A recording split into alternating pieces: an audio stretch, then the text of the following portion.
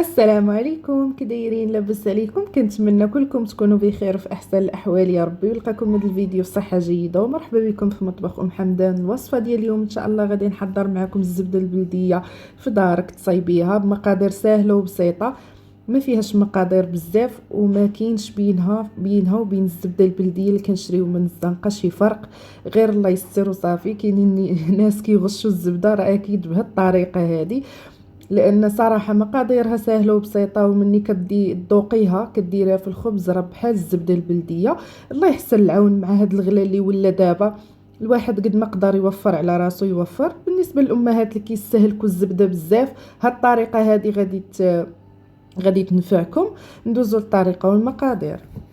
بالنسبه للزبده هذه غنستعملوا فيها نص لتر ديال اللبن، تقدروا تضاعفوا المقادير. وعندي 250 غرام ديال الزبده رابعه ديال الزبده، اللي تقدروا تستعملوا فيها اي نوع ديال الزبده. انا درت زبده ديال البواطه، وتقدروا ديروا الزبده العاديه الحيوانيه، هذيك حتى هي غتعطيكم طعم حسن وحسن. غادي ندير اللبن ديالي هنا في الطراب ديال العصير. صافي غادي نخلي واحد شويه يطرب، غادي يبدا بحال اللي يفصل ليا، وغادي نبدا نضيف عليه الزبده بشويه بشويه بهذه الطريقه هذه. والزبده تكون بدرجه حراره الغرفه. هذيك الزبده ديال البواطه اصلا كتكون رطبه. غادي نبقى مستمره حتى تعقاد ليا على هذا الشكل هذا كيف ما شفتوا. وغادي نبقى نضيف في الزبده وكنطرب تقريبا شي 5 دقائق. غادي تبقاو مستمرين. تقدروا توقفوا الخلاط ديالكم حتى يبرد تاني، وعاد رجعوا شعلوه. هي غير 5 دقائق، ماشي بزاف دغيا كتجمع ليكم. غادي نبقى مستمره حتى نكمل الزبده كامله اللي عندي على هذا الشكل هذا، وتنشف ليا شويه من داك الحليب. شوفوا كيف ولات، ما بقاش فيها اللبن كامل تيتلبس في ديك الزبده وكيتضاعف الحجم ديالها. صافي غادي ناخذ شي منديل وغادي ندير شي صفاي من التحت، وغادي نحط فيه هاد الزبده هذا. شفتوا كيف هبطات دغيا ما كتلصقش لكم في الطراب ديالكم.